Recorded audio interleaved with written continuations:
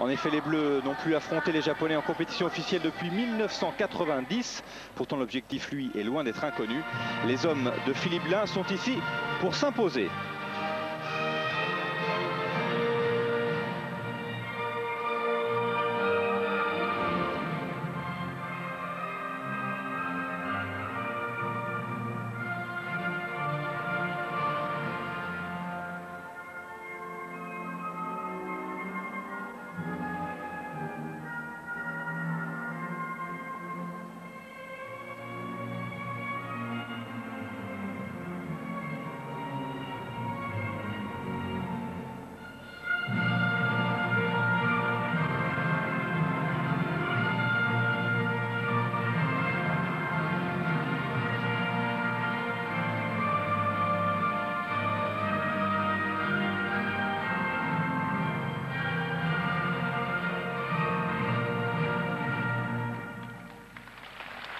Voilà pour l'hymne de l'équipe de France. Tout de suite, l'hymne du Japon.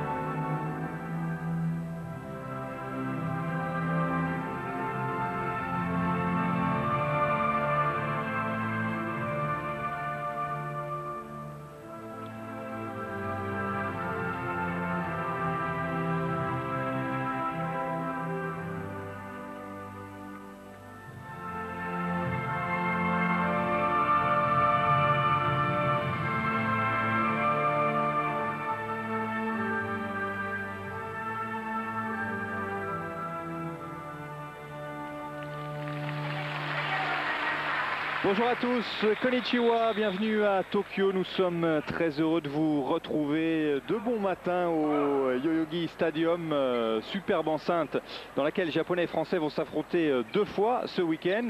Gérard Castan, manager des équipes de France, est bien entendu à mes côtés. Bonjour Gérard San.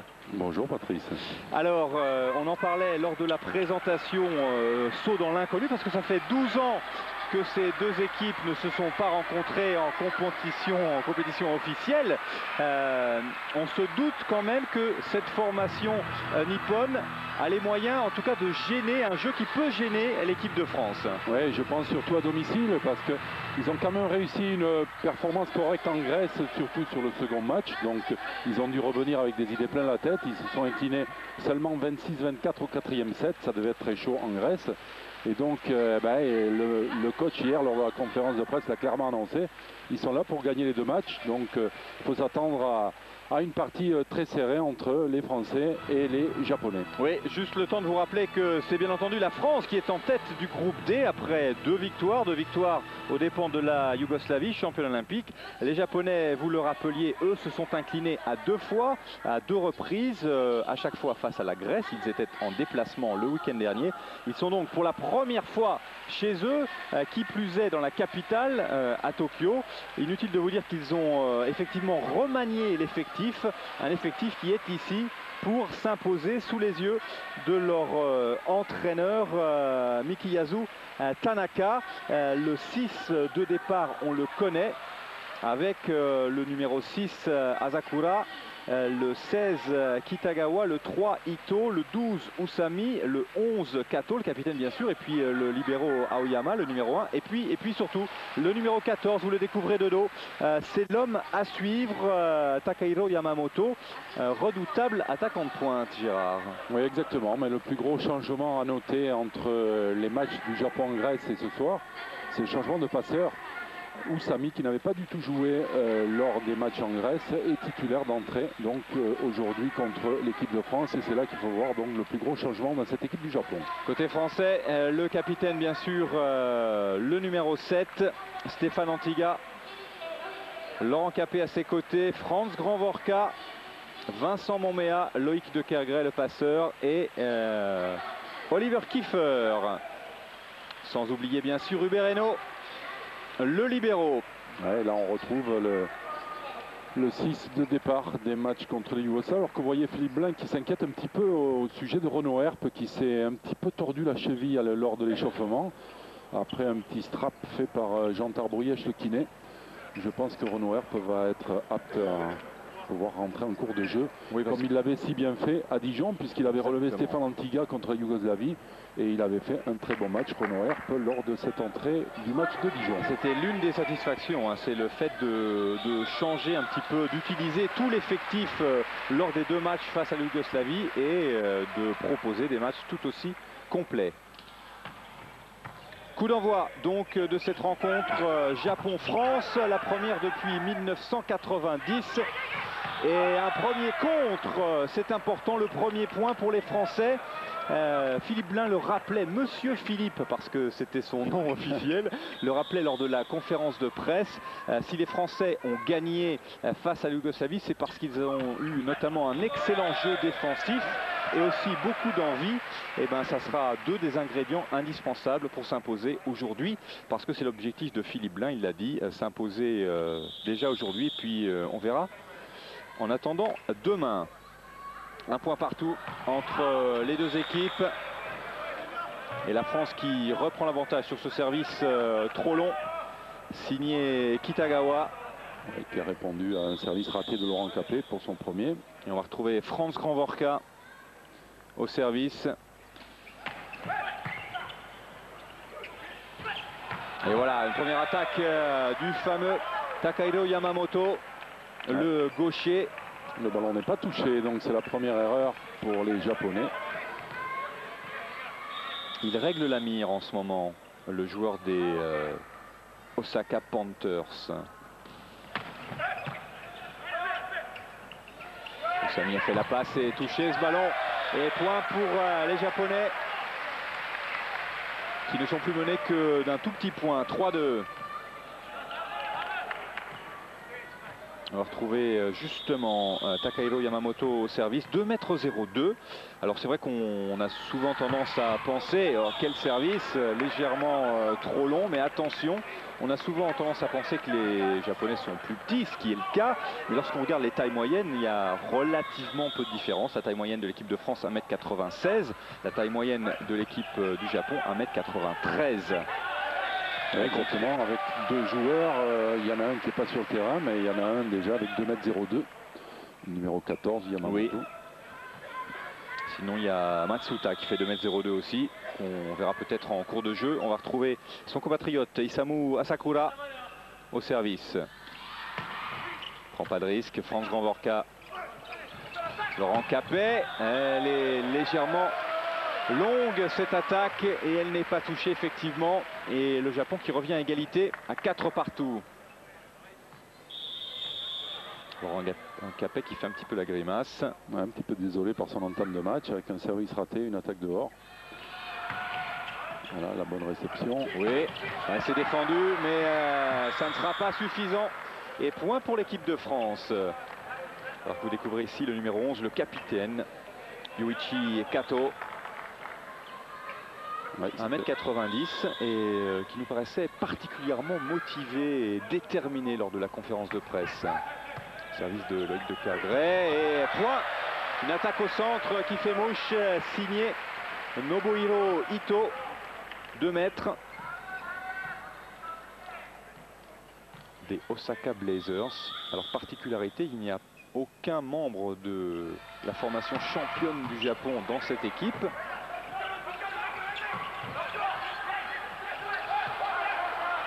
Sami pour son capitaine, c'est défendu par Loïc de Cagret. Hubert Hainaut. Oui, Stéphane Antiga qui a trompé la défense nippone en jouant une balle très courte, pas très appuyée. Les Japonais attendaient le ballon au fond du terrain. Et on va retrouver Stéphane Antiga au service. Sami, oui, ça joue vite, mais Moméa était vigilant au contre. Bien défendu de la part de Loïc de Cagret. Stéphane Antiga de nouveau avec le filet. C'est défendu. Ce ballon sera rendu pour l'équipe de France, où il est passé au-delà de la mire, semble-t-il. Ouais, les Japonais qui s'étaient bien battus sur cette défense, mais le retour extérieur de mire. On voit l'attaque de Stéphane Antiga qui trompe les défenseurs. Et c'est après cette action que le ballon va passer en dehors de la mire. Et je vous disais que Vincent Momea a fait un bon bloc, mais il fait de très bons blocs. Pour preuve, il est en tête au classement de la Ligue mondiale après 2 journées. Oui, belle attaque de Laurent Capet, cette fois il a fait mouche, alors qu'on a vu une combinaison intéressante de la part des Nippons. On en parlait durant les quelques jours avant cette rencontre. C'est vrai que l'une des forces, c'est pas, ils vont pas chercher la hauteur, ils vont chercher la vitesse. Et on l'a vu sur cette combinaison. Exactement, ils vont essayer de jouer très vite au niveau de l'attaque. Un de leurs points faibles, c'est le contre. Et donc c'est là qu'il faut que les Français soient bons pour essayer d'arracher cette victoire qui permettra aux Français de rester en tête de ce groupe. Ils sont loin et vite en face. Ils sont à 4 en recette. On peut quand même viser le 11 ou des mecs. On évite le libéraux à 4. L'équipe de France, quelques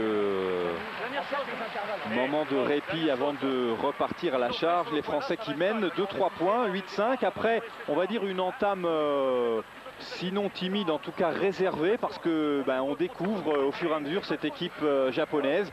Eh bien les Français, pour l'instant, tout va bien, hein. Ils ont pris la mesure momentanément, en tout cas, de cette équipe japonaise, puisqu'ils mènent 2-3 points, 8-5. En fait, on avait très peu d'informations sur cette équipe japonaise. On avait seulement deux matchs qu'ils ont disputés contre l'Australie. En plus, ils n'avaient pas de numéro sur les maillots, donc c'était d'autant plus difficile pour Philippe Laine de décrypter tout ça. Oui. Avec des photos, il a essayé de reconnaître les joueurs. Donc, en fait, on a très peu d'informations sur cette équipe du Japon. Alors, Hubert Hainaut, à France Grand-Vorka, c'est pas terminé. Laurent Capet, c'est touché. Oussami à la passe, Yamamoto, défendu par Loïc de Kergray.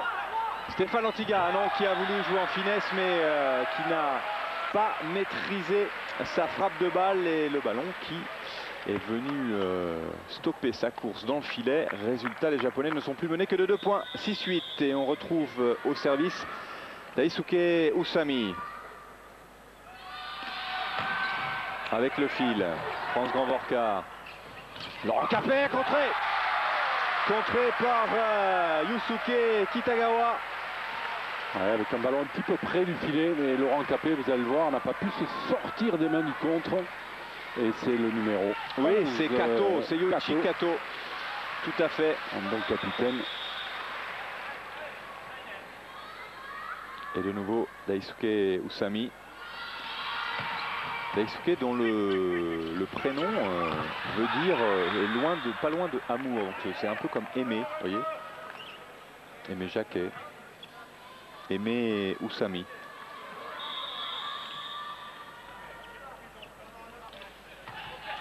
Les Français à 2 points devant 9-7, c'est freiné. Mais Loïc de Kergray arrive un petit peu tard. Et les Japonais qui sont de nouveau au contact. Les Français qui ont compté jusqu'à 3 points d'avance dans ce set et qui ne comptent désormais plus qu'un tout petit point. Et on retrouve le capitaine justement, Yoichi Kato au service, qui a pris des risques.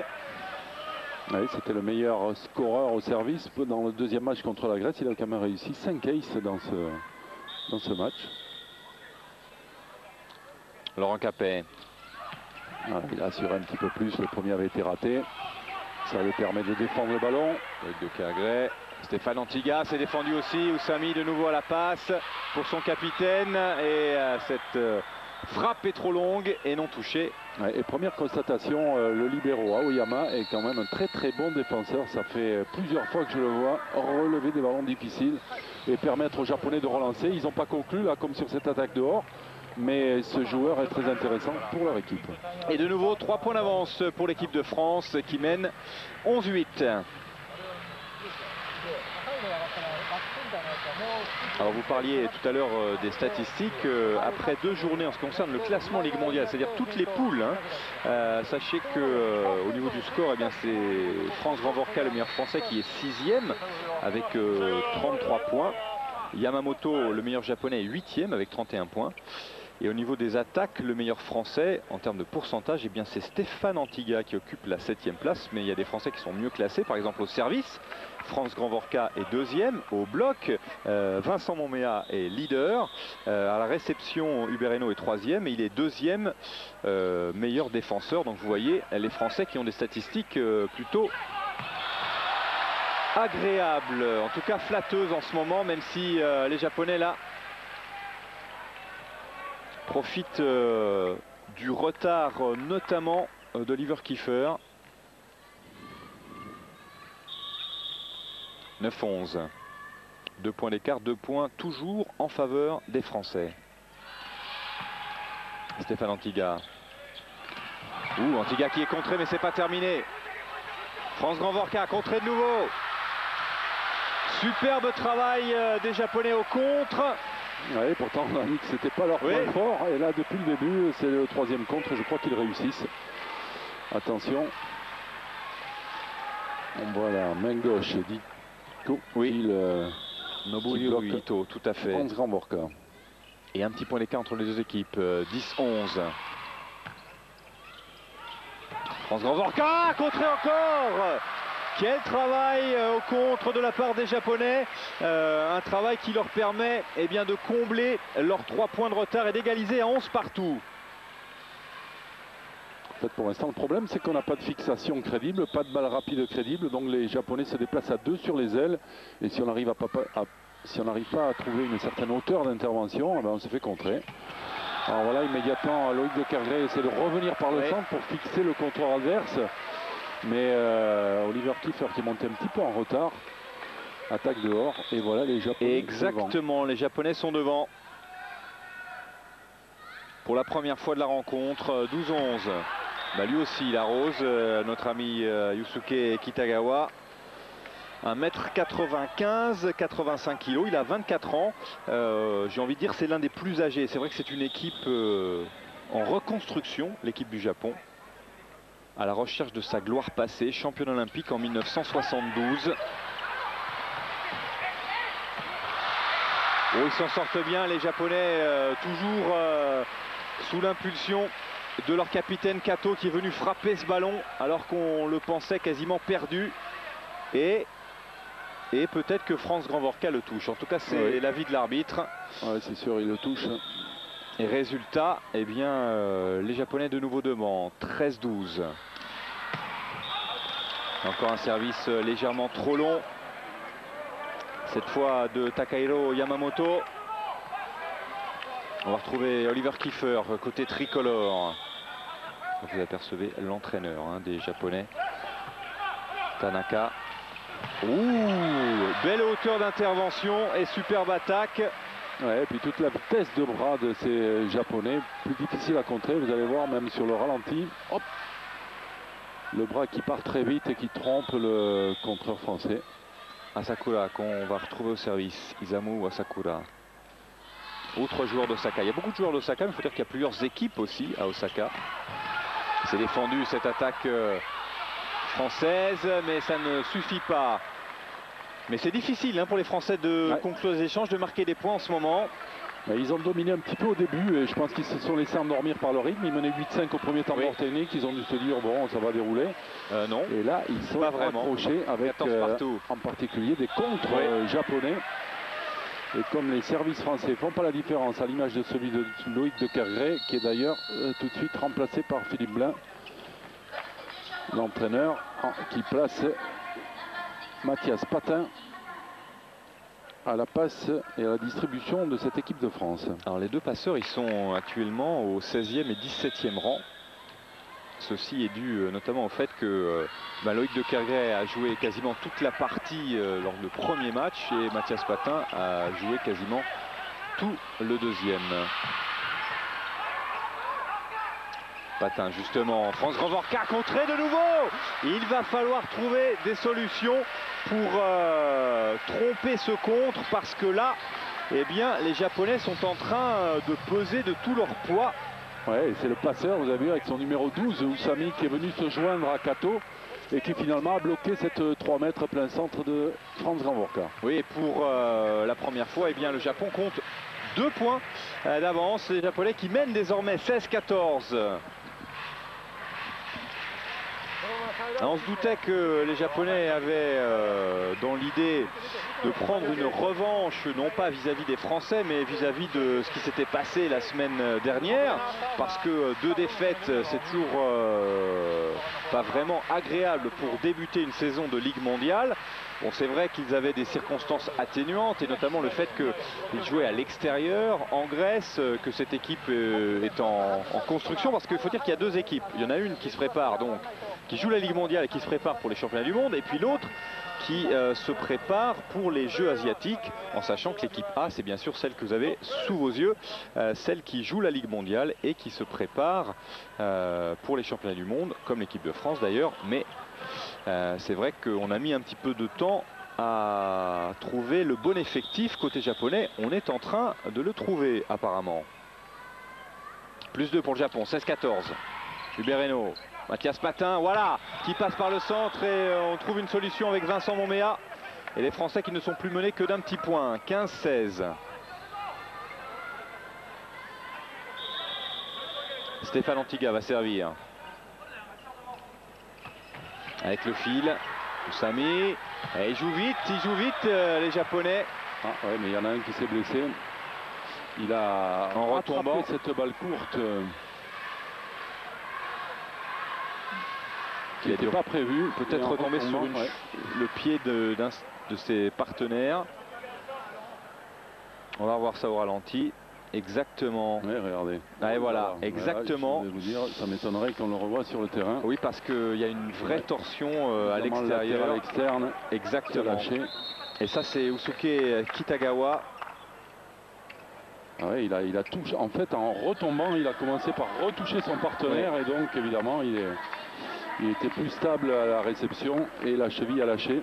Alors, coup dur pour cette équipe japonaise avec la blessure d'Usuke Kitagawa. Il a certainement au moins une belle entorse de la cheville. Hein. Ouais.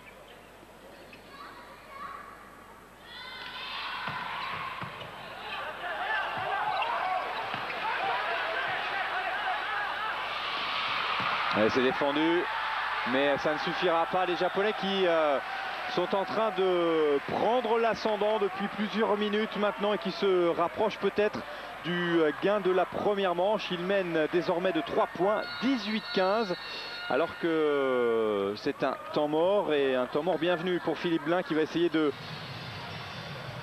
reconcentrer ses troupes.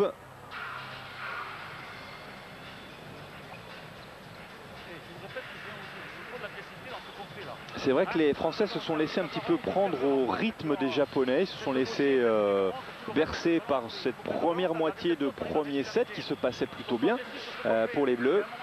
En fait, ça me rappelle un petit peu le premier set du second match en France à Dijon contre les Yougoslaves où les Français venaient de gagner 3-0 le premier match, sont arrivés tranquillement sur de leur force et puis il a fallu qu'ils soient piqués au vif par la perte du premier set à Dijon pour réagir derrière. Alors j'espère que ça va se passer comme ça, mais bon, c'est pas toujours les choses qui se répètent, mais c'est sûr qu'ils ont pris un petit peu ce match tranquillement, les Français, surtout en ayant mené au début, et là actuellement ils réagissent pas alors que les Japonais ont 3 points d'avance. Et oui, 3 points à 18-15, c'est précieux. Le Japon service, Oussami. Patin, ouais, vite derrière pour Vincent Monméa qui n'a pas vraiment frappé fort dans ce ballon, mais peu importe, hein. C'est un point quand même. Et à propos d'écart, eh bien les Français le réduisent légèrement pour ne plus être mené que de 2 points. 16-18. Vincent Monméa. Oussami. Ouais, l'attaque est dehors, c'est bien pour les Français en ce moment, parce qu'ils reviennent dans ce premier set. 17-18. Très court, trop court. Vincent Monméa là qui a pris des risques et qui n'a pas été payé. 19-17. Yuichi Kato, le capitaine.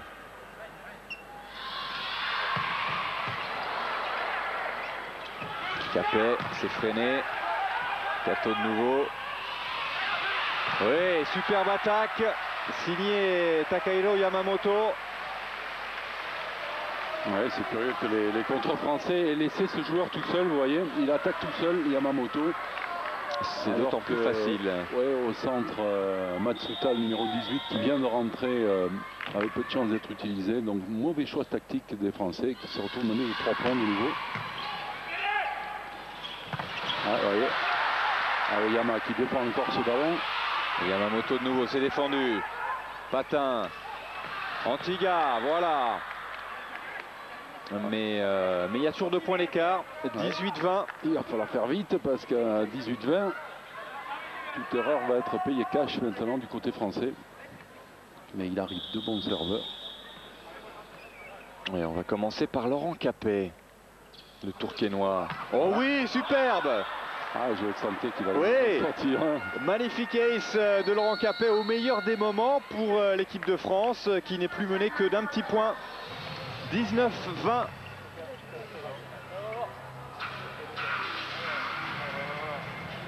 Oui, parce que vous parliez tout à l'heure du scénario possible, d'un des scénarios possibles avec peut-être l'équipe de France piquée au vif, mais cette piqûre peut peut-être se révéler efficace même avant la fin du set, ce qui serait idéal. Oui, c'est sûr, il aurait mieux prendre ce premier set, mais bon. C'est vrai que les Français, qui ont été pas mal contrés par les Japonais alors que c'est pas leur point fort, trouvent d'autres armes comme le service à l'image de cet ace que vient de délivrer Laurent Capet. Parce que pour l'instant, si les Japonais contre, évidemment, ça va être beaucoup plus difficile pour les Français. Alors peut-être que la solution, si on ne la trouve pas dans notre jeu d'attaque, on va la trouver dans notre jeu de service. Alors Laurent Capet. Est-ce qu'il va enrouler? Non, il choisit de frapper. Oui. Yamamoto. Oui, lui aussi, il frappe. Pour l'instant, particulièrement efficace, Takahiro Yamamoto. On vous l'a dit, il a scoré 11 points lors du premier match, 20 lors du deuxième. C'est le Nippon qui ressort de façon la plus évidente lorsqu'on regarde les statistiques de la Ligue mondiale et des classements après 2 journées. C'est l'arme la plus redoutable côté japonais. Voilà les Français qui l'ont joué fine avec Oliver Kiefer. En fait, c'est des problèmes de liaison entre les attaquants en balle rapide et les passeurs. Alors que là, on voit la blessure. Oui, de Kitagawa. Franz Grandvorka. Osami. Et belle attaque encore de Yamamoto. Il va falloir le gêner, 22-20. Alors qu'on revoit cette attaque au ralenti, cette fois le contre était bien présent, mais Yamamoto l'a contourné. Alors que Philippe Blain effectue un changement, c'est Sébastien Frangolacci, le Parisien, qui est rentré à la place de Franz Grandvorka. Oui, ça passe plutôt bien par le centre en ce moment avec Oliver Kiefer, et ça permet aux Français d'entretenir l'espoir d'un premier set tricolore, peut-être 21-22. Un petit point d'écart simplement, mais un point de retard pour les Français. Yamamoto, il est contré. Ouais, c'est mieux, on se rapproche, mais ça suffit pas encore. Contré dehors. Surtout que c'est lui qui a pratiquement tous les ballons maintenant, et en fin de set, c'est sûr que le passeur va utiliser ce joueur qui est en réussite du côté japonais pour terminer le set. 23-21 pour le Japon. Et un service tout juste trop long d'Isamu Asakura. Alors c'est le moment ou jamais.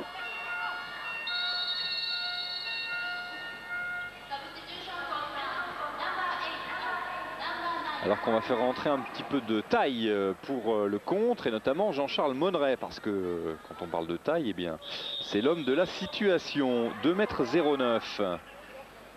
Alors Mathias Patin au service. Sami. Ouais, il est long. Elle est longue, mais elle est déclarée touchée. Et les Japonais qui obtiennent leur première balle de 7 à 24-22.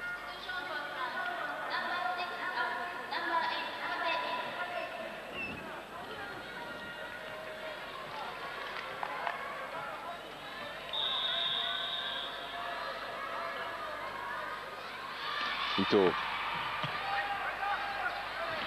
Capet, oui. Voilà, la vitesse également. Voilà, cette passe exactement accélérée de Mathias Patin qui a permis à Laurent Capet de surprendre le contre japonais. Mais maintenant, il n'y a plus le droit à l'erreur. Non, c'est un festival de temps mort, alors que les Japonais ont une deuxième balle de 7 et une balle de 7 sur service tricolore. Le jeune central qui est rentré, là, il va pas lui donner la balle rapide pour la finir. Hein, d'accord? Donc on utilise, on cherche le numéro 11, double compte contre le numéro 14.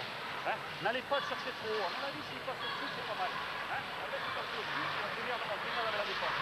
Les Français qui ont un petit peu chaud, propre comme au figuré. Il faut dire qu'il fait très chaud, hein, très humide à Tokyo depuis 2 jours. La température est proche des 30 degrés avec une humidité proche des 100%. C'est vrai que dans la salle, la chaleur, on la ressent différemment. Un petit peu tendu, hein, oui, a raison. Alors, service. Sami Yamamoto encore s'est freiné. Ah, il y a une possibilité. Laurent Capet au-dessus, oui! Bien joué de la part de Laurent Capet. Et la France qui égalise à 24 partout. Avec beaucoup de maîtrise, parce qu'il y a eu une belle défense, mais il y a eu cette balle placée de Laurent Capet sur une balle de 7. Il fallait la trouver et vous le voyez, l'égalité parfaite. Voilà, 24 partout. Oussami, le capitaine, s'est contré mais dehors et de nouveau une balle de 7 pour les Japonais à 25-24. Alors toujours 3 attaquants du côté français.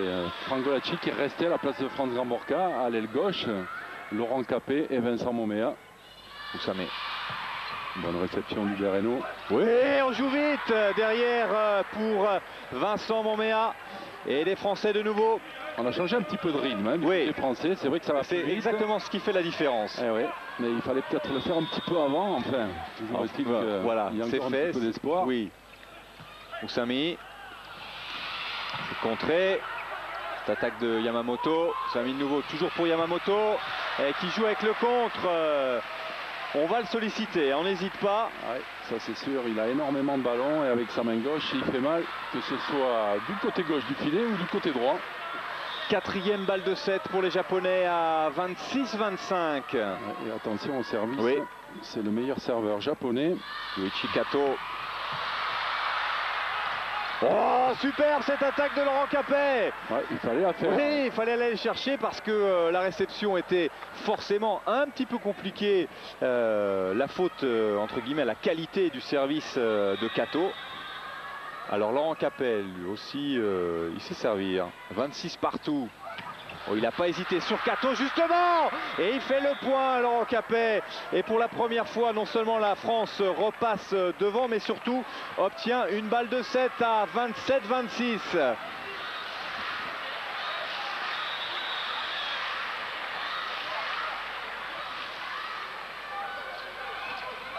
Il a pris des risques, il a eu peut-être raison de les prendre ces risques. En tout cas, ça valait la peine. Laurent Capet. Et de nouveau les deux équipes dos à dos.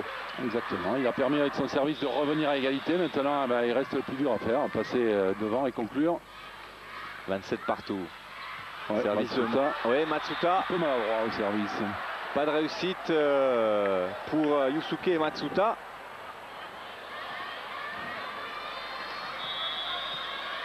Il est relativement léger parce qu'il fait 2,02 m, il ne fait que 87 kg. Ah, il est touché ce ballon, dommage parce que les Français avaient un bon coup à jouer là. Ouais, toujours des problèmes de timing au contre avec des ballons très rapides. On ne sait pas si c'est pour le premier joueur ou le second. Et derrière, la vitesse du bras des Japonais qui fait la différence. Voilà, toujours égalité. Et Takahiro Yamamoto au service. Ah, il est bon son service. Oui. Petit gars qui va attaquer, c'est freiné. Ouais. Possibilité d'attaque de nouveau pour les Japonais qui sont contrés mais dehors. Et point pour le Japon en 29-28. Les Japonais qui obtiennent une nouvelle balle de 7. Ouais, le service en fait de Yamamoto très croisé. Il part du côté gauche du terrain et Stéphane Antigas s'est laissé surprendre. Ouais, ça ne plaît pas aux Japonais, ça, ce service dehors. Oh, il y a un cri. Non. Oui. Il y a quand même du monde présent pour voir ce match. Parce que la salle est immense. Oussami s'est freiné, mais le bloc est dehors et un nouveau point et une nouvelle possibilité pour les Japonais. Ça doit être la 6e ou 7e balle de 7 pour les Japonais à 30-29. Isamu Asakura. Et il craque un petit peu. La jeunesse des Japonais, cette fin de set qui leur fait fête des fautes. Et alors, est-ce que l'expérience des Français va payer? Il y a un peu plus de 2 ans d'âge moyen d'écart. Hein. Âge moyen des Français, 26 ans,3, façon de parler. 24 ans,1 côté japonais. Aïe, aïe, aïe. Et encore une possibilité pour le Japon sur cette attaque de Yamamoto. À 31-30, oui, c'est le score. Mikiyasu Tanaka, le coach tendu lui aussi. Ito, Ouais, il force sur le service, il rate toutes les balles de 7 au service. Oui, c'est pas la première. Hein. Alors, regardez, Tanaka qui dit, allez, on se calme les garçons, ils connaissent ça la compétition. 4e au Jeu de Montréal en 76. Sami. Ouh, il revient ce ballon. Sami de nouveau. Et il attaque. Faute de filet, l'attaque était dehors. Et oui, Kato. Parce que j'avais vu Kato reculer, il n'était pas vraiment bien sur ses appuis. L'attaque est dehors et c'est les Français qui ne sont pas récompensés là-dessus. Ah ouais, mais il ne faut pas faire de faute. Non. 32-31. Encore une balle de 7 pour les Japonais. Et cette fois au service, c'est Daisuke Usami. Allez, Laurent Capet, voilà. Allez, de nouveau égalité. Et signaler qu'il y a actuellement sur le terrain quand même 3 joueurs qui ont été formés à Asnières. Patin, Eno et Frangolacci. Je tire un petit coup de chapeau à ce club formateur du championnat de France. Usami. Allez, ballon freiné, allez. Possibilité de relance. Oliver Kiefer pour Capet au-dessus. Et il n'y a pas de soutien. Laurent Capet. Maîtrise technique de Laurent Capet sur ces balles où il place devant les défenseurs, par-dessus le contre. Nouvelle balle de 7, Patrice. Oui. Cette fois pour les Français, 33-32. C'est court. Servi. Sami. Yamamoto avec le contre. Yamamoto n'arrive pas. Non, il est précieux pour les Japonais, Yamamoto en ce moment. Il va bien falloir trouver une solution pourtant. 33-33. On va peut-être battre un record. On s'en lasse pas en tout cas. Yoichi Kato, le capitaine. Il est trop long ce service, il est trop long et une nouvelle balle de 7 pour l'équipe de France à 34-33. C'est fou dans la fin de 7, le nombre d'erreurs au service qu'ils ont fait, crispés par l'enjeu de ces balles de 7, les Japonais. Laurent Capet. Lui aussi, ça fait la deuxième erreur. Il avait eu la première balle de 7 après un ace qu'il avait fait au tour d'avant. 34 partout au service, Yusuke Matsuta. Est-ce qu'il va se rappeler du service qu'il avait fait tout à l'heure? Oui, il s'en est rappelé. Là, il va mieux. Mathias Patin. Aïe, aïe, aïe. Attention. Possibilité d'attaque pour les Japonais de nouveau avec bien sûr Yamamoto qui passe au-dessus cette fois. Mathias Patin de nouveau. Frangolacci. Il y avait un petit manque d'organisation côté nippon. Et il y avait un espace important au centre du terrain. Frangolacci l'a vu, on a profité. Résultat. C'était pas évident pour Frangolacci. Ça pouvait être une balle de 7 pour le Japon. C'est une balle de 7 pour l'équipe de France à 35-34.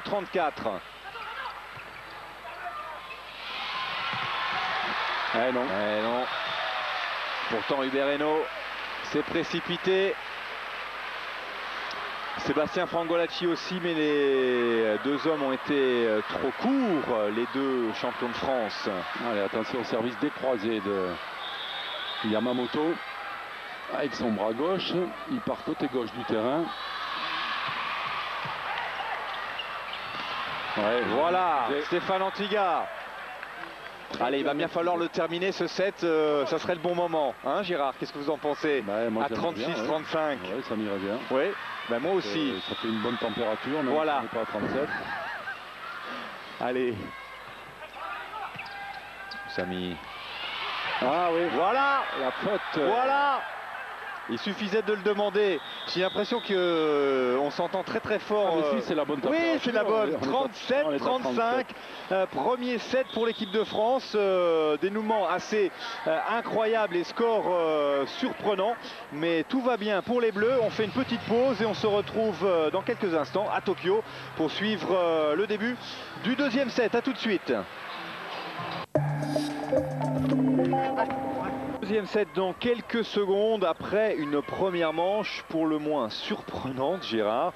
Le score, on vous le rappelle si vous nous rejoignez, c'est vrai qu'il est un petit peu tôt en France ce samedi matin.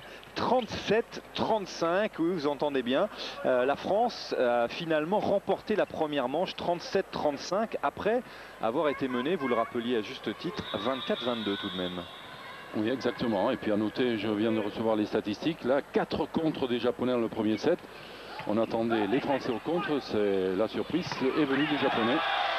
Alors qu'au niveau du service, la France est toujours devant avec 2 aces. Voilà pour l'instant les statistiques que je peux vous donner à l'issue de ce premier set.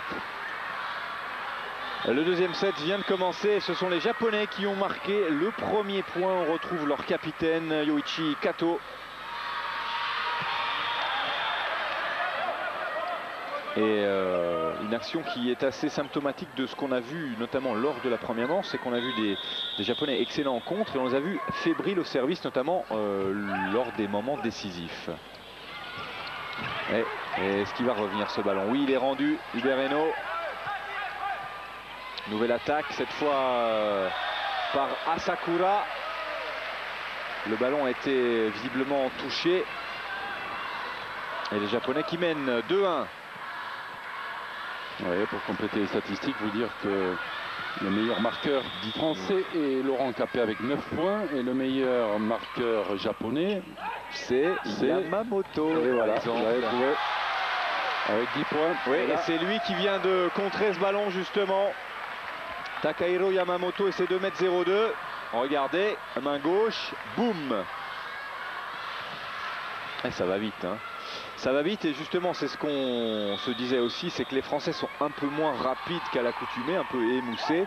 La faute aussi, quoique Laurent Capet s'en sort pas mal, la faute aussi au décalage horaire tout de même. Oui, pourtant on a essayé de se caler au mieux par rapport à ce match avec un travail effectué par le staff médical et puis le préparateur physique Jean Sangès pour essayer d'assimiler ce décalage horaire, mais il faut quand même savoir que ça reste un problème.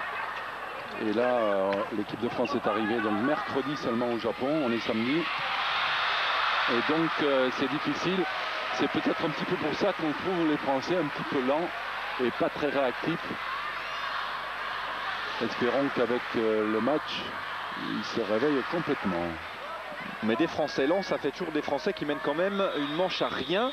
Même si ça a été un peu tiré par les cheveux. Hein. Ça a été un peu lent, effectivement, 37-35. Stéphane Antiga. Une bonne défense de Kato. Oui, et le contre malheureusement tricolore qui n'a toujours pas trouvé ses marques. Un contre qui est sorti sur cette attaque d'Asakura. Et des Japonais qui mènent de 3 points désormais, 5-2. Attention à ne pas se laisser distancer alors que vous l'apercevez au filet. Le numéro 6 japonais. Ouh, un petit peu en retard ou en avance, ça dépend. Ouais, c'est-à-dire que Mathias Patin avec son numéro 16 a tenté une passe un petit peu difficile. Il était très loin d'Oliver Kiefer. Et attention, là on en est à 6-2. Patin. Frangolacci s'est défendu.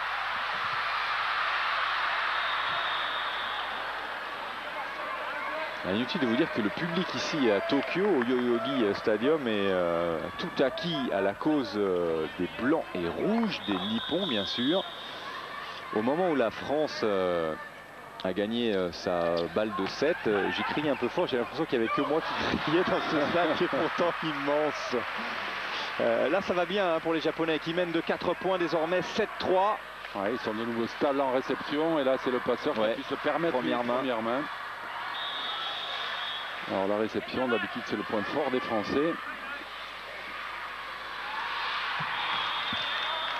Pour l'instant, c'est ce qui a permis contre la Yougoslavie d'asseoir ces 2 résultats extraordinaires. Il faut y revenir quand même. 2 victoires contre les champions olympiques, c'est quand même et quelle victoire extraordinaire. 3-0 à Paris, 3-1 à Dijon. Ouais, et on parlait de la réception avec, il faut signaler au niveau réception, et nous au classement général est 3e, Antigua 5e, Grand Borca 6e, c'est-à-dire dans les 6 premiers il y a 3 Français. N'allez pas chercher plus loin pourquoi les Français ont battu les Yougoslaves. C'est en s'appuyant sur une réception de feu à Paris et à Dijon. Attaque dehors. Oui. Ouais, les petites erreurs des Japonais. Et ça permet aux Français de revenir à un petit point simplement qui comptait encore il y a quelques minutes 4 points de retard. Une excellente période là pour les tricolores. Cette fois Kato n'a pas pris de risque, il a frappé au centre. Oui, profitant de Mathias Patin au contre, l'orientation du jeu se fait souvent au-dessus de Mathias Patin. C'est ce qui oblige des fois Philippe Blanc à le mettre au contre-centre finalement pour avoir 2 grands contreurs aux ailes. Là, la stratégie a été de le laisser à l'aile et Kato en a profité.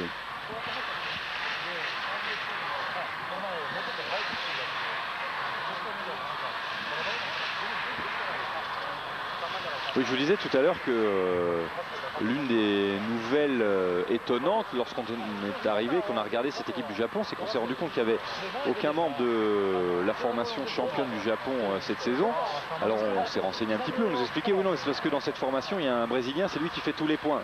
Donc le Brésilien, c'est Gilson, hein, qui joue donc avec les Osaka Suntory Sunbirds, qui joue aussi dans l'équipe du Brésil. Ouais. Une équipe qui a remporté la Ligue mondiale la saison dernière. Si vous avez suivi ça sur Eurosport, vous en rappelez sûrement. Oui, et que les Français espèrent bien retrouver en poule finale au Brésil dans les alentours du 15 août, puisque je crois que c'est du 11 au 18 août que se déroulera la finale de la Ligue mondiale au Brésil. Et les Français ont clairement affiché leur volonté d'être dans les 2 premiers de cette poule pour aller en finale. Effectivement, lors de la conférence de presse, à la fois Philippe Blanc et Stéphane Antiga l'ont répété, notre objectif c'est d'être dans la poule finale. Et là, superbe service des Japonais, malgré le talent d'Hubert Hainaut. Bien joué parce que c'était entre Stéphane Antiga et Hubert Hainaut. À la plus grande satisfaction de Mikayasu Tanaka.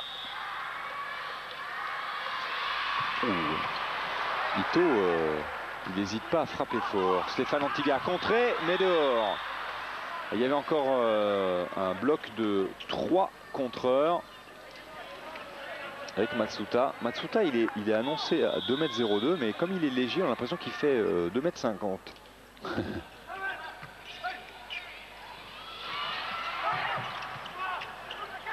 Mathias Patin derrière, voilà, c'est défendu.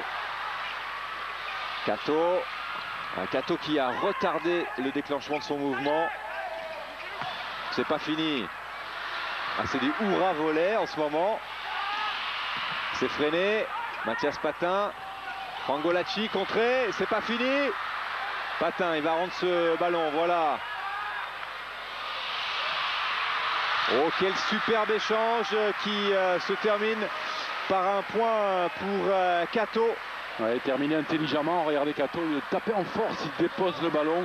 Et évidemment, après un échange pareil, les joueurs sont plutôt sur les talons et donc moins réactifs vers l'avant. Et Kato a très bien joué d'alterner donc avec cette frappe pas très puissante. Et le Japon qui, de nouveau, s'est procuré un écart intéressant, plus 3, 17. Belle attaque de Vincent Moméa au centre. Ouais, là, c'est bien réglé. Vincent Moméa est en l'air avant que le ballon arrive. Vous l'avez revu sur ce ralenti. Et il écrase le ballon dans les 3 mètres. Ça fonctionne parfaitement. Alors que sautillant, vous apercevez le numéro 12. Ouais, Philippe Blanc qui tente encore des changements. Il y a déjà eu Mathias Patin qui a changé, qui a remplacé De Kergray. Oui. Il y a déjà eu Frangolacci qui a remplacé Grand Borca. Et maintenant Marquet qui remplace Capet. Luc Marquet qui a touché son premier ballon. Ouh oui, faute de fil. Ah puis celle-là, elle est belle. Ah ça, tant qu'à en faire une, elle est superbe. Vous savez ce qu'il faut pour Matsuta? En fait, il faut des shorts un tout petit peu plus longs. Alors les Français un petit point. Mathias Patin, 9-10. Ouais. Yamamoto, ce ballon est revenu de ce côté, contré une deuxième fois. Et il est touché ce ballon en redescendant, ce qui fait point pour les Français qui égalisent dans cette deuxième manche, des Français qui mènent une manche à rien, je vous le rappelle, avec un score fleuve 37-35 et qui viennent à l'instant d'égaliser à 10 partout.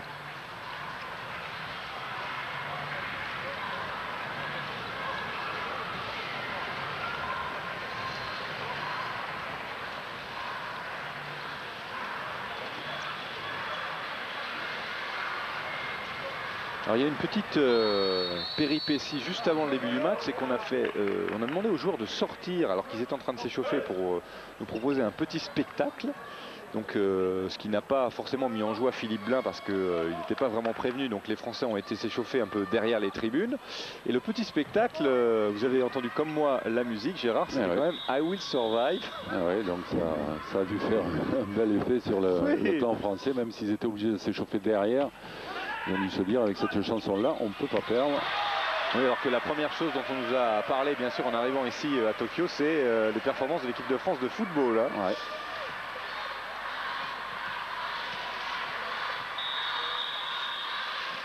Ouais. Les Nippons de nouveau aux commandes avec un petit point d'avance, 11-10. Patin, Luc Marquet. Le contre est dehors. Ouais, bonne entrée de Marquet. Ouais. Il a été tout à l'heure l'auteur du contre juste avant le temps mort demandé par les Japonais. Et là, sa première attaque est suivie d'un point. Stéphane Antiga. Yamamoto s'est freiné. Patin, possibilité d'attaque de nouveau. Franck Golacci qui est un petit peu sous le ballon et qui a voulu frapper fort quand même. Résultat, c'est parti dans les nuages. Enfin, dans les nuages. Je pense qu'il cherchait à jouer les mains. Ouais. Matsuta.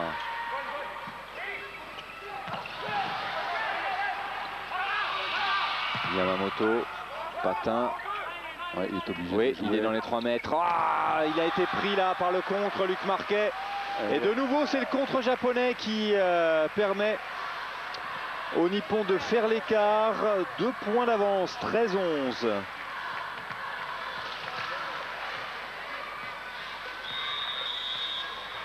On va retrouver le grand Matsuta.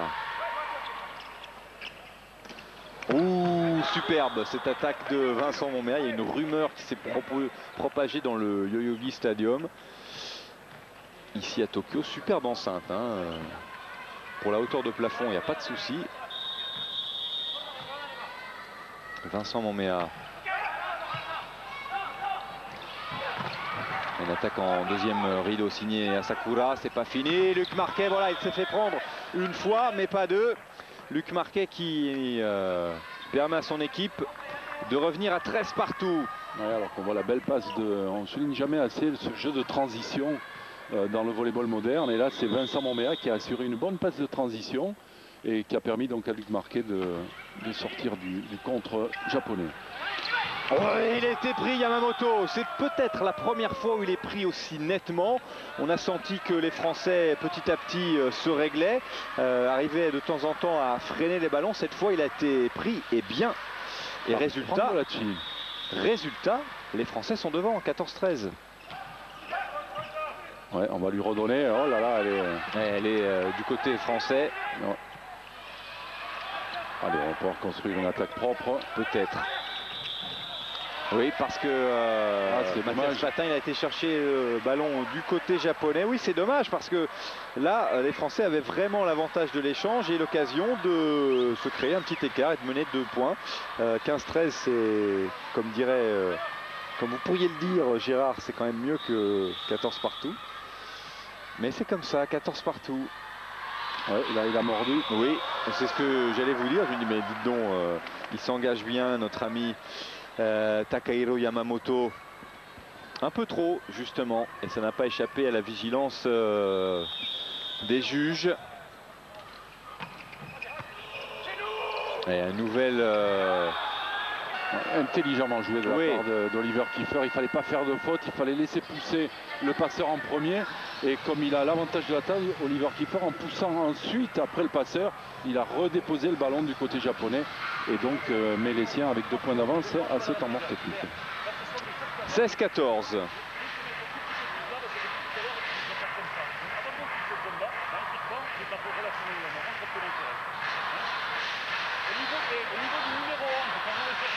Les consignes de Philippe Blain.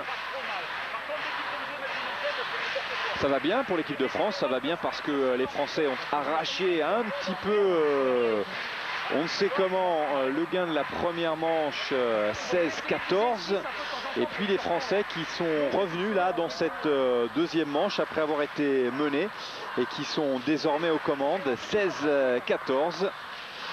Des Français victimes entre guillemets du décalage horaire. On a du mal à être tranchant, incisif, on comprend parce que il y a 7 heures de différence, parce que l'équipe de France n'est arrivée à Tokyo qu'il y a 2 jours, et c'est vrai que pour se recaler, les Japonais n'auront pas ce problème en France parce qu'en fait ils vont jouer en Grèce la semaine avant. Oui.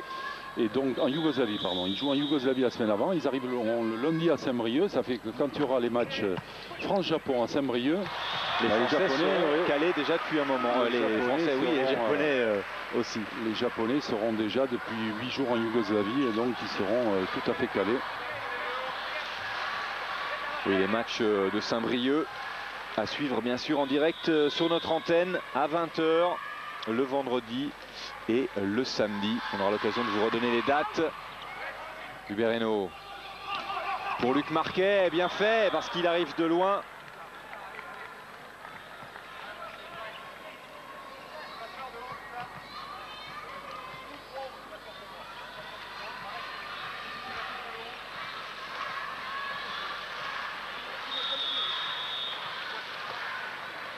Frangolacci, Sébastien Frangolacci.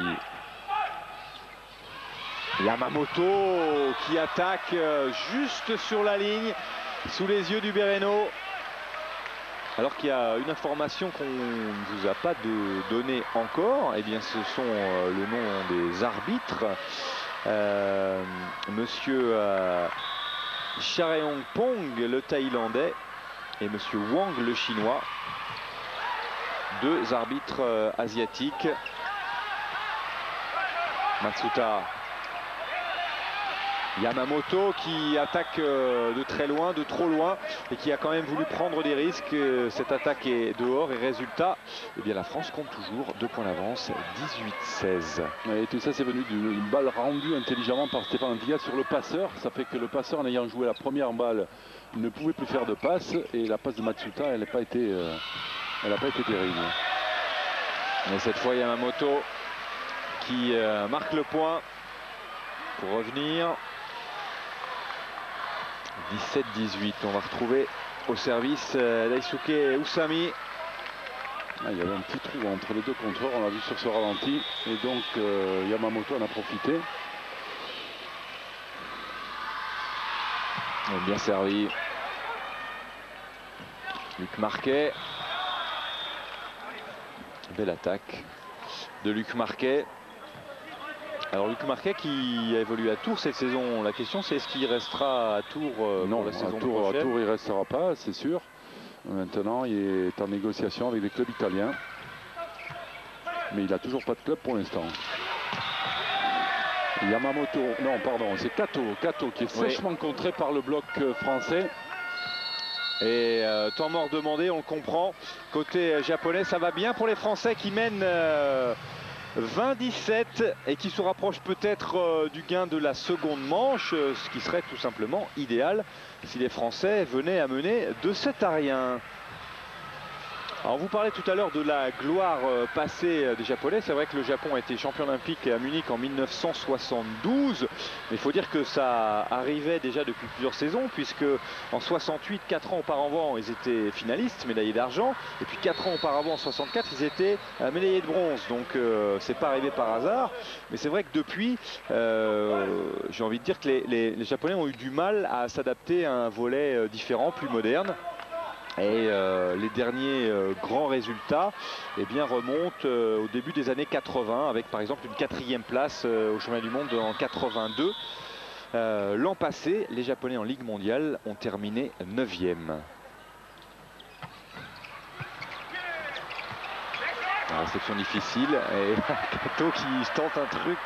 Oui, en fait, il a voulu gêner la relance des Français. Et gagner du temps. Oui, il a raté un petit peu. Ça nous fait penser un peu au service beach de Gérard Castan. Ouais, un petit peu. Moi, j'ai essayé de le mettre de l'autre côté. Voilà, Yamamoto, il n'a pas survécu à ce geste technique raté. Et donc, c'est l'entrée. L'entrée de Ryu Morishige. Morishige. Oui, c'est un universitaire, parce que ça aussi c'est à noter, il y a 4 universitaires dans le groupe des 12, donc pour dire à quel point cette équipe est jeune pour l'instant. Et lui nous vient justement de ce qui correspond à l'INSEP, à l'Institut National des Sports, puisque c'est l'université des sciences et des sports du Japon. Ouais. Alors pour moi encore une attaque de Yamamoto. Et les applaudissements, les encouragements de Mikayasu Tanaka. Alors pas se relâcher en cette fin de set. Non, 21-18 pour les Français, 3 points d'écart. Mathias Patin, oui, on joue vite avec Vincent Monméa. Celle-là, elle est bien réglée. Hein. Vraiment, oui. Vincent Monméa est en l'air avant que Mathias Patin touche le ballon. Rien que du bonheur. Ouais, et la balle de Patin monte et la balle de Monméa descend. Et la main vient frapper dans la balle. Bref, tout ça, c'est un ballet merveilleusement orchestré. Pas mal aussi, hein, la main gauche de Yamamoto. Ouais. On va revoir le ralenti, c'est la main droite, vous allez voir, du numéro 10, Vincent Monméa, qui est passé de l'autre côté du filet et ça laisse l'ouverture. Alors, on en est à 22-19. 22-19, la plus France 3 qui mène et qui va avoir la réception. Il faut à tout prix réceptionner ce ballon. Voilà, alors, changement de joueur. Voilà, Renoir, pour vous avez parlé de son petit problème à l'échauffement à la cheville. Tout va bien puisqu'il rentre sur le terrain. Pour repasser Stéphane Antilla en réception. Renoir, vous parliez de l'Italie qui évoluait cette saison latina en Serie A. Qui attend lui aussi pour signer. Voilà. Eh bien, écoutez, ça fait les affaires des Français. 23-19 plus 4 à un moment idéal pour les Bleus, pour les hommes de Philippe Blin. Vincent Monméa a servi. Qui est-ce qui va attaquer? Yamamoto, bien sûr. C'est contré, mais c'est des... Oh, et la faute au fil. Ils s'engagent, les Japonais, et parfois à leurs dépens, à l'image de cette action. La volonté, c'est d'aller très vite pour éviter le contre. Et là, ils ont confondu vitesse et précipitation. Et vous savez quoi, Gérard? Ça fait une balle de 7, une balle de 2-7 à rien pour l'équipe de France. Service Vincent Monméa. Yamamoto pour l'attaque, il est contré de nouveau. Encore Yamamoto. Et contré, mais il aurait mérité Frangolacci de conclure parce qu'il avait fait 2 superbes contres, bien orientés vers l'intérieur. Et sur le dernier, le bras gauche de Yamamoto a utilisé sa main extérieure pour sortir le ballon. 20-24, ce n'est peut-être, sûrement on l'espère, que partie remise. Bonne réception de Frangolacci, c'est lui qui va attaquer, et voilà, c'est lui qui conclut. Et bien vous voyez, il est récompensé, 2e balle de 7 et surtout 2e set en faveur des Français.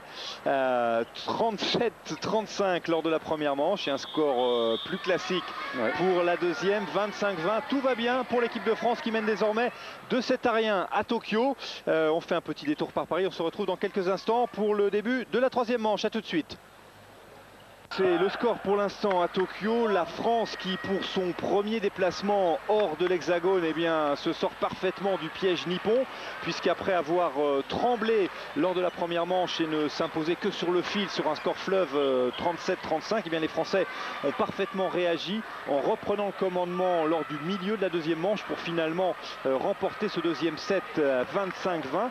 2-0, tout va bien. Et juste avant que vous nous donniez les statistiques, Gérard, c'est quand même le moment de ressortir notre phrase fétiche depuis le début de cette Ligue mondiale 2002. Pourvu que ça dure. Pourvu que ça dure.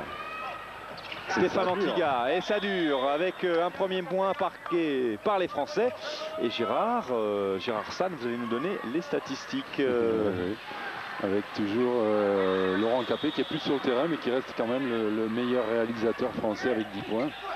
Et c'est vrai qu'il y a eu tellement de changements maintenant que tout le monde a des points, à l'image d'Antiga. Oui, mais c'est aussi ce qu'on disait, hein, suite aux 2 matchs face au champion olympique, face à Yougoslavie, c'est la grande satisfaction de ce groupe, c'est le fait de pouvoir quasiment interchanger les joueurs et d'avoir toujours une équipe qui fonctionne à merveille. Bon, on ne va pas dire qu'elle fonctionne à merveille aujourd'hui, mais en tout cas, elle fonctionne suffisamment bien pour mener de 7 à rien, ce qui est quand même l'essentiel. Oui, alors qu'on faut parler peut-être des changements de joueurs. Donc avec Kato du côté japonais qui n'est pas réapparu sur le terrain. Et le changement de passeur aussi avec l'entrée de Yuta Abe avec son numéro 17. Qui avait joué les 2 matchs en Grèce. Exactement, et qui avait plutôt été bon hein, d'ailleurs. Ouais, et qui là n'avait pas démarré, et donc petit changement à la distribution. Attention pour les Français à ne pas se laisser surprendre. Voilà, le service est quand même facile. Voilà, ça permet d'accélérer. Je crois que Mathias Patin fait bien. Il joue sur la vitesse avec ses services cadeaux de Matsuta, réceptionnés parfaitement par Antiga. Et regardez, il n'y a pas photo. Non. Aussi plutôt il y a matière à prendre une belle photo, à faire un beau poster. Ouais, celui-là aussi. Ito. Nobuhiro Ito des Osaka Blazers. Et 3 partout lors de cette 3e manche. Je vous rappelle que les Français mènent 2-0. Oui, c'est bien fait de la part de Luc Marquet, dont l'entrée a été réussie, hein, on le souligne, parce que c'est vrai que son entrée a été précieuse, son tempérament aussi, puisqu'on redoutait un petit peu une équipe de France endormie, la faute au décalage horaire. Eh bien, Luc Marquet, je peux vous assurer qu'il est là pour tout réveiller. Mais ce sont les Japonais qui sont revenus un petit point derrière les Français. 4-3 tout de même. Luc Marquet, c'est bien servi. Aoyama. C'est défendu. Oui, vigilant Oliver Kiefer et récompensé de sa vigilance pour permettre aux Français de marquer un point supplémentaire et de mener 5-3. Oui, il a remporté son duel face à Yuta Abe. Lui aussi universitaire. 20 ans simplement. Belle attaque, superbe attaque même, signée Isamu Asakura. Ouais, toute la vitesse de bras japonaise sur cette... regardez. Mais le passeur qui a un petit trou sur la ligne. Renversé totalement le jeu. 1m92, Asakura. 24 ans, lui nous vient d'Osaka aussi, des Panthères d'Osaka.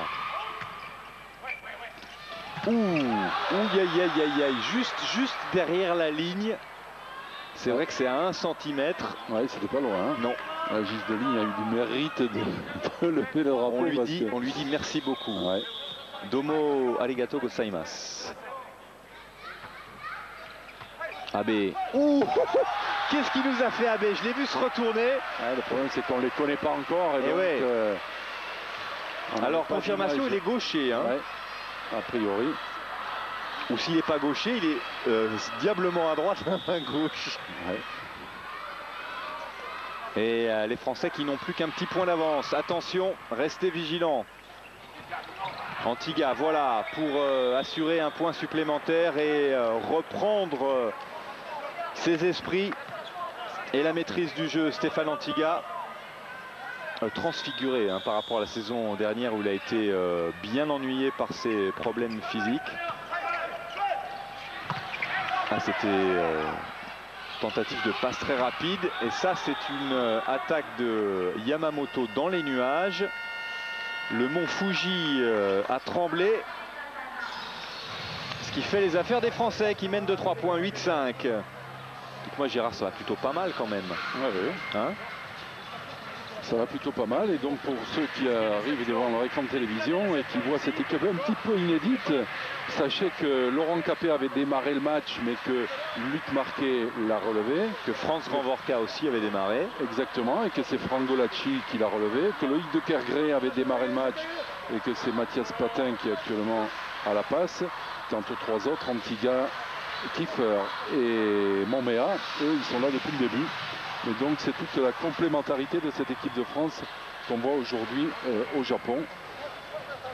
Avec pour l'instant de la réussite, puisque ça sont bien sortis quand même. Oui, c'était pas triste, oui. parce que l'équipe de France était menée 24-22, donc il y avait la possibilité pour le Japon de remporter ce set tranquillement. Et les Japonais ont eu au minimum 7 balles de premier set. Hein. Et tout le mérite des Français a été de tenir et ensuite de s'imposer 37-35. Un set très très long. C'était pour vous permettre, parce que c'est vrai que c'est un petit peu tôt ce samedi matin, pour vous permettre d'arriver en cours de première manche. Voilà. Et je vous rappelle qu'à ce propos, demain, ce dimanche, vous avez rendez-vous dès Potron-Minet, dès 9h, pour suivre le deuxième match de l'équipe de France face au Japon. Et cette bonne défense de Stéphane Antiga a permis aux Français de faire le point, parce qu'en gardant le ballon en fait dans le terrain, le Japonais n'a pas pu s'arrêter et rentrer dans le filet, et donc la faute de filet a été sifflée par le premier arbitre. Et plus 4 pour les Français, 9-5. AB, ouais, cette passe rapide, ils l'ont tenté tout à l'heure, ça n'a pas fonctionné, mais cette fois ça a bien marché, regardez. Ouais, il n'a pas fait beaucoup, et Matsuta passe autour des bras de Vincent Moméa. Le voilà, Matsuta avec son numéro 18. Donc c'est AB qui sert. Oula. Vous avez parlé de gaucher tout à l'heure, oui, parce que je ne le connaissais pas. Tout à l'heure il a attaqué du gauche, et là il a servi du droit. Exactement, mais vous avez vu comme quoi il faut mieux qu'il serve du gauche. gauche. Je pense qu'il est droitier, mais qu'il s'est tapé de la main gauche. À vérifier. Oui. Mathias Patin est un petit peu limite. Et forcément est plus que limite, et même hors des limites. Comme c'est beau, c'est de la poésie. Allez, c'est bien pour les Français, ouais. 11-6. Soupe à la grimace côté nippon. C'est vrai que les affaires ne s'arrangent pas. Plus 5 pour l'équipe de France. Jamais l'écart n'a été aussi conséquent. On a l'impression que plus ça va et mieux ça va pour les Français. Quand on se place du point de vue tricolore, bien sûr. Pour les Japonais, c'est plus compliqué.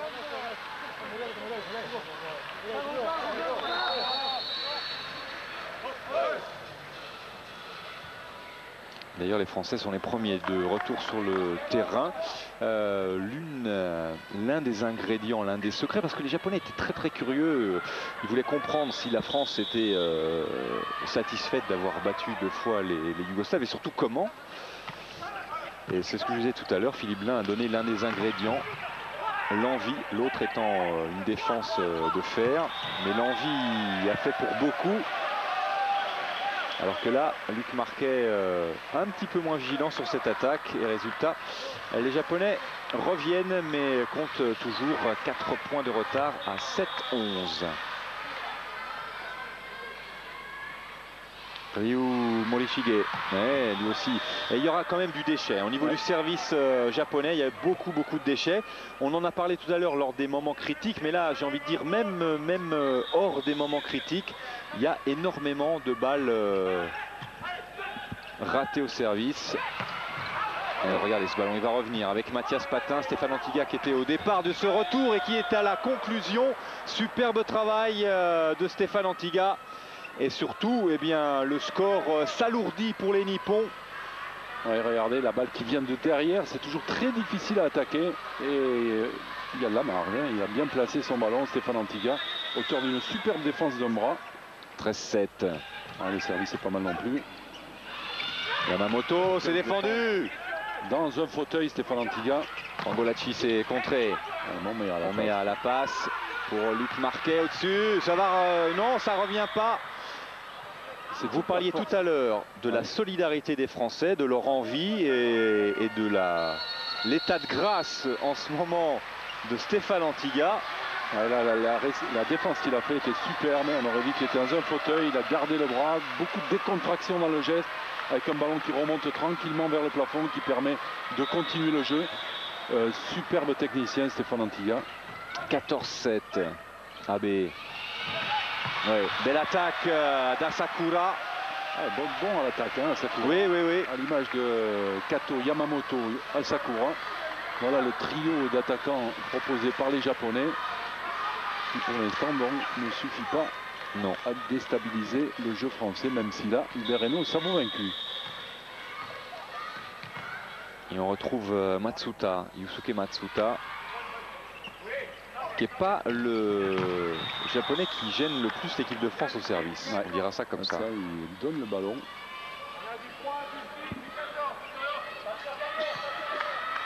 « 15-8 pour l'équipe de France.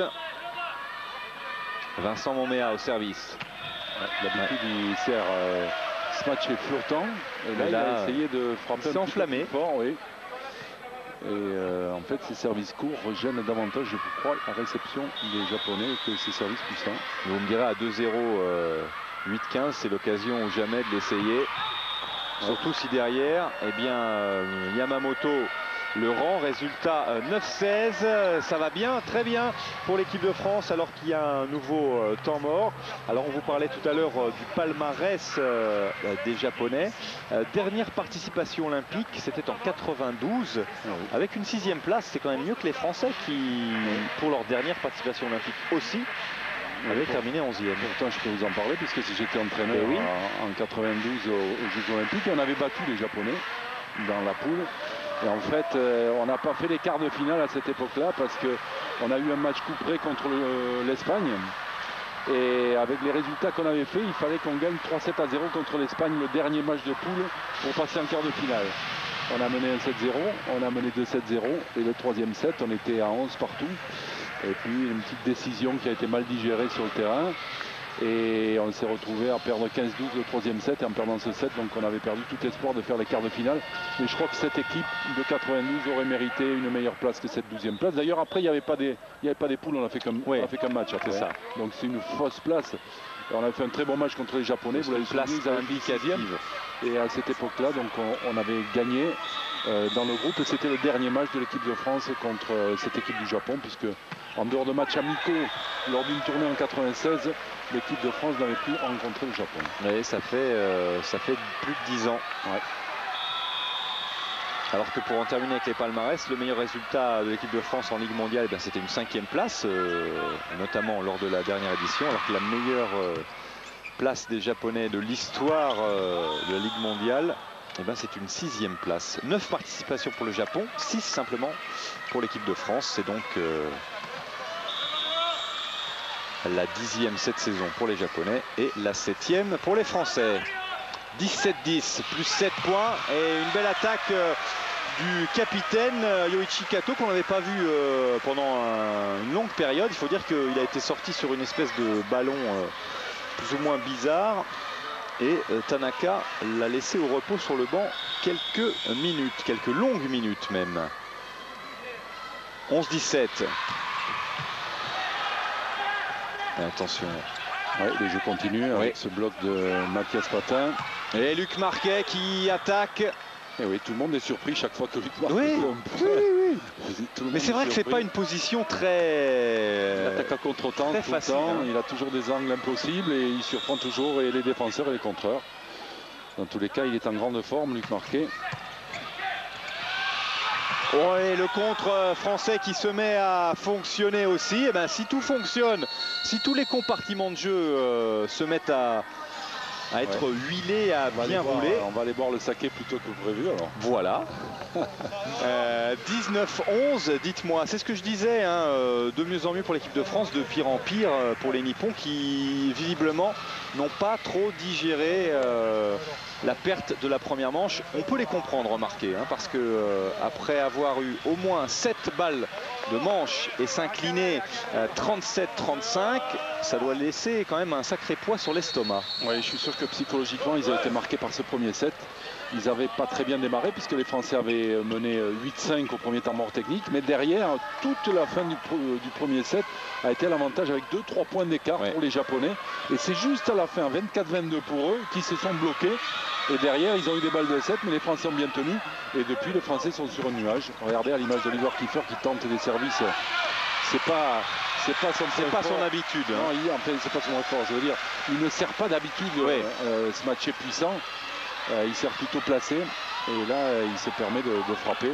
Comme Kato également, qui a frappé cette belle attaque. Vous le voyez à l'image. Kato qui a frappé cette belle attaque. Elle est jolie celle d'Antigua aussi, mais bien défendue. Kato nouveau, il est contré, ça va revenir, attention. Le ballon est toujours en jeu, Yamamoto en face.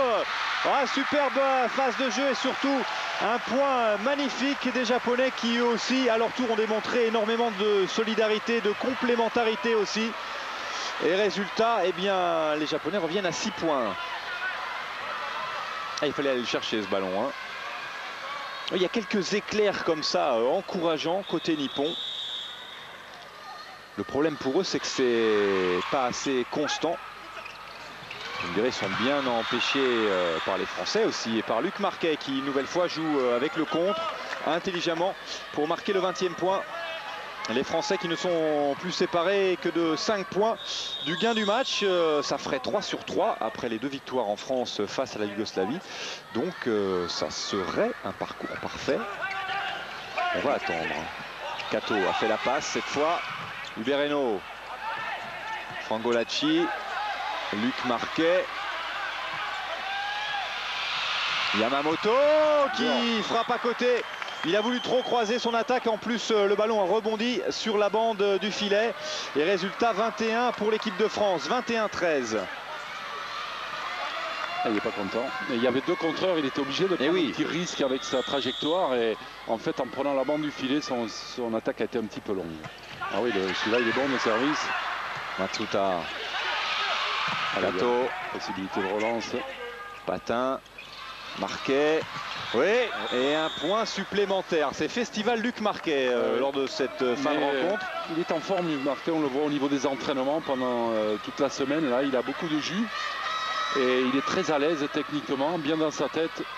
Et là, vous voyez, il profite du contre qui est en train de redescendre avec son retard d'attaque pour faire ce point et amener les Français à 3 points du 7. Oui, il y aura une relance. Oui. Allez, on met à passe de transition. Il est beaucoup sollicité, marqué en ce moment. Abe pour Yamamoto. Cette fois, il a bien croisé, surtout attaqué plus près du filet. Avec Momea, vous allez le voir, il force trop sur sa main droite et sa main gauche, vous voyez, elle est trop en retrait. Et ça donne une ouverture à Yamamoto. Allez, 14-22. Service Yoichi Kato. Ils sont obligés de prendre des risques au service. Hein. Ça leur a pas trop réussi, mais c'est la seule solution. Là, ça marche. Et là, ça marche pas pour les Français. Et monsieur l'arbitre dit ce ballon n'a pas franchi le filet. Allez, 15-22. On va retrouver Kato. On voit à côté de Philippe Blain, Olivier Lardier qui a remplacé Glenhogue pour ses 3 matchs de Ligue mondiale. Oui, parce que Glenhogue est rentré un petit peu chez lui au Canada, se reposer, se ressourcer. Oui, puisqu'il enchaîne la saison du Paris-Volley avec l'équipe de France. Et quelle saison du Paris-Volley. Et puis l'équipe de France, ça va durer jusqu'au 13 octobre, puisque les championnats du monde se terminent le 13 octobre. Oui, donc ça veut dire qu'il va enchaîner, enchaîner et enchaîner. Et donc là, Olivier Lardier, qui d'habitude entraîne l'équipe à prime avec Pierre Laborie, est venu aider Philippe Blain sur l'équipe de France. C'était les 2 entraîneurs de la SCAN il y a 4 ou 5 ans de ça. Oui, c'est vrai qu'on n'en a pas trop parlé du parcours de Philippe Blain entre le moment où il est sacré meilleur joueur du mondial 86 et où il évolue en Italie, où il entraîne ensuite en Italie pour ensuite revenir en France, entraîner dans l'Hexagone. 16-23, 2 petits points séparent les Français du gain de ce premier match japonais. Le 3e match des tricolores. C'est Matsumura a servi. Frangolacci, c'est contré. Ubereno. Oui, ce ballon ne reviendra pas et les Français qui obtiennent une première balle de match à 24-16 et l'occasion de conclure cette partie 3-7-0 après une première manche pour le moins longue et disputée. Abe. Oui. Asakura qui continue son festival à l'aile gauche avec cette belle attaque main extérieure de Luc Marquet. Isamu Asakura qui retarde l'échéance, mais les Français ont quelques balles de match sous le coude. Peut-être celle-là, par exemple. Réception, Stéphane Antiga, Frangolacci à l'attaque. Le ballon va revenir. Oui, bien fait, toujours Asakura, toujours sur l'aile gauche. En poste 4. Alors toujours 3 attaquants du côté français. Marquet, Kiefer au centre et Frangolacci à l'aile gauche. Pour 18-24. cette deuxième balle de match. C'est la 3e déjà, celle-là. 3e. Et oui, oui, il y en avait une sur réception. Et oui, et c'est la bonne. 25-18, voici le score du 3e et dernier set. Eh bien, belle prestation des Français. Et surtout, Gérard, eh bien, ça continue. Ça continue. Les Français ont eu 2 matchs difficiles, 2 matchs brillants. J'ai envie de dire d'un niveau plus élevé face à la Yougoslavie à domicile. Là, c'est un match piège, décalage horaire. Les Japonais, on les connaît peu. Les Français se font un petit peu prendre par ce piège nippon lors du premier set, mais s'en sortent bien pour finalement retrouver un rythme plus en cohérence avec ce qu'on avait vu la semaine dernière et puis s'imposer relativement facilement tout de même. Oui, c'est vrai qu'il faut un petit peu de réussite pour faire une grande équipe, et cette équipe de France a eu de la chance, je vais dire, dans le premier set où elle était malmenée, puisque les Japonais sont arrivés à 24-22 à leur première balle de set, et derrière c'est les Français qui ont remporté ce set 37-35, et je crois que cette petite part de chance du premier set a relancé la dynamique du jeu français, qui après s'est imposé, a imposé sa masse face à cette équipe du Japon, et c'est en toute logique derrière qu'ils se sont imposés. Mais sans ce premier set remporté, peut-être que ça aurait été complètement différent. Dans tous les cas, attention demain au match, ça va être encore peut-être aussi difficile, parce que les Français se sont sécurisés avec cette victoire aujourd'hui. Attention, si les Japonais rentrent mieux dans la partie demain, ça peut être plus difficile. On vous rappelle une dernière fois le score 37-35 lors de la première manche, 25-20 et 25-18. Succès de l'équipe de France, on va dire de nouveau, pourvu que ça dure. Rendez-vous demain dès Potron-Minet, dès 9 h du matin, pour le deuxième et dernier match des Français au Japon. Et nous, Gérard, eh bien, on va aller boire un petit coup de saké à la santé des tricolores. Et puis, on se retrouve demain. Merci beaucoup de nous avoir suivis. À très bientôt. Bye bye. Au revoir.